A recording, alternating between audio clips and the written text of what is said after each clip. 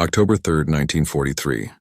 30,000 feet above the cold, gray waters of the North Sea, a waist gunner pressed his frozen cheek against the icy metal of a 50 caliber Browning machine gun, tracking a Messerschmitt Bf-109, slicing through the formation 200 yards out.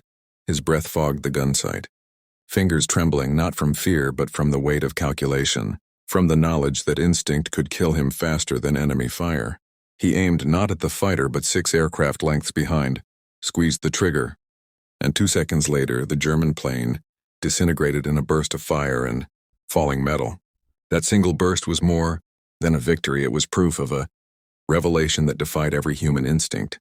When shooting from a moving bomber at a moving target, aiming directly at the enemy meant missing every time. This counterintuitive truth had its roots 3 years earlier, not in the skies of Europe but in the barren Nevada desert, where Colonel Martinez Steneth stood on 60 square miles of wind-swept emptiness outside Las Vegas on January 25, 1941. There, in that desolation, the Army Air Corps built the first aerial gunnery school, a place where science, not instinct, would shape the defenders of the skies.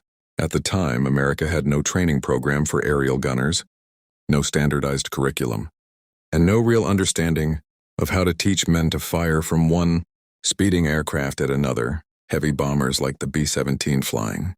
Fortress bristled with 1350 caliber guns, but without skilled gunners. They were nothing but flying targets.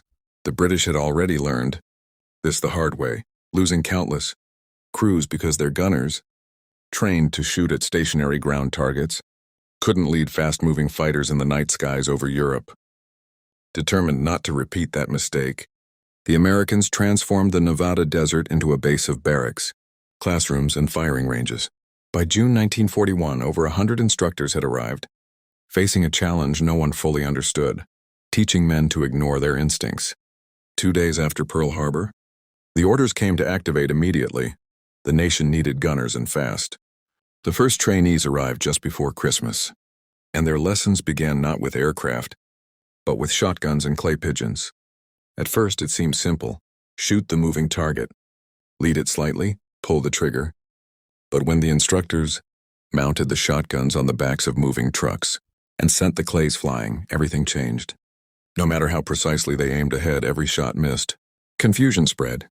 They were doing everything right, yet nothing worked. Then a quiet Texan instructor named Sergeant Robert Hayes stepped forward. With chalk in hand, he drew a bomber and a fighter on the board. Then a bullet's path between them, not straight but curved. The bullet doesn't leave the plane and fly straight, he explained. It carries the bomber's forward speed. The faster you move, the more it curves. To hit a fighter attacking from the side, Hayes said, you must aim behind it. The idea sounded insane, shooting where the enemy was instead of where he is, but when Hayes demonstrated with a string and a weight, walking forward as it swung, the truth clicked. The weight didn't fall straight. It carried forward. The same was true of their bullets. That revelation became the foundation of a new doctrine called position firing. Gunners were no longer taught to shoot by feel but by mathematics. Charts, diagrams, and tables filled classrooms, each one a map of deflection angles and bullet trajectories. Students memorized radians of deflection, the precise angular distances to aim behind an attacking fighter. A 90-degree attack might require aiming 12 aircraft lengths behind. It was madness until it worked. By mid-1942, Las Vegas was producing 600 trained gunners every 5 weeks. Their 6-week course was brutal. Week 1 was ground school, learning the Browning, gun aircraft recognition, and the physics of ballistics. Week 2, they fired shotguns from moving trucks, retraining their instincts. Week 3 introduced mock turrets and wire-suspended dummy planes. Week 4 brought the Waller Trainer, an early simulator that projected enemy fighters onto a curved screen, recording each student's aim in real time. Week 5 sent them aloft in real bombers, firing color-coded rounds at towed targets. By week 6, only the sharpest remained, earning their silver wings and deployment orders. By 1943, more than 57,000 men had graduated, but real combat tested them like nothing else. On August 17, 1943, 376 B-17s flew deep into Germany toward Regensburg and Schweinfurt. The Luftwaffe threw over 400 fighters against them. The skies became a storm of contrails, fire, and shredded metal. 60 bombers fell, but the returning crews reported something extraordinary. Dozens of German fighters had been shot down by waist gunners, using the very deflection techniques born in the Nevada desert. Those who trusted the math hit their marks. Those who trusted instinct missed. In that battle, physics proved more powerful than fear. Soon, technology joined the fight. Late in 1943, the British introduced the Mark II gyro gun sight, a marvel that used spinning gyroscopes to calculate deflection automatically. The Americans adapted it, creating the K-14 sight for their bombers. With two reticles, one fixed, one floating, it showed exactly where to aim. Accuracy doubled overnight. For the first time, a gunner didn't need to think about angles. He just needed to keep the moving circle on the enemy.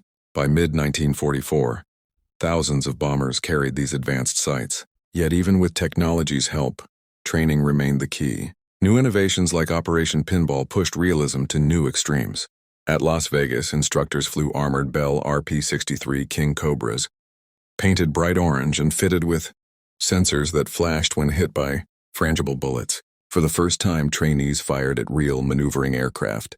It was terrifying and transformative. Accuracy improved by 40%, and gunners gained confidence no simulator could provide. By early 1945, America's 7 gunnery schools had trained over 200,000 men.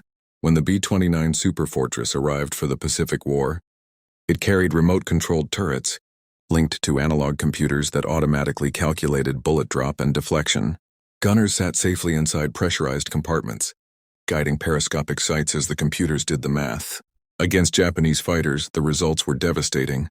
It was the ultimate expression of what began in Nevada, the triumph of reason over instinct.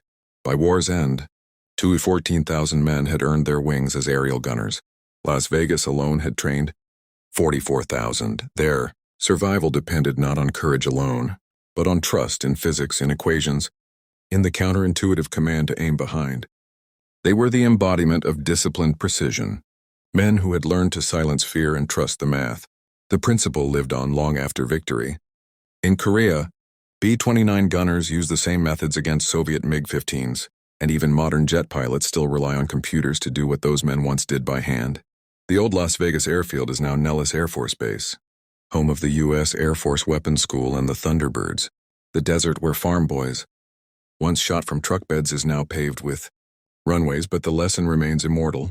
When both you and your target are moving, instinct lies. Physics does not. To survive, you must aim where the enemy was, not where he is. It's a principle that transcends war, a reflection of human adaptability, of the courage to abandon what feels right and embrace what works.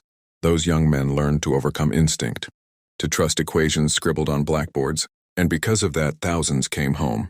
In the chaos of aerial warfare amid fire and fear, they proved that survival belongs not to the bravest or the strongest, but to those who can think clearly when everything inside them screams otherwise. They aimed behind, and that impossible idea, born in the silent desert of Nevada, became one of the most powerful lessons ever written in the history of flight.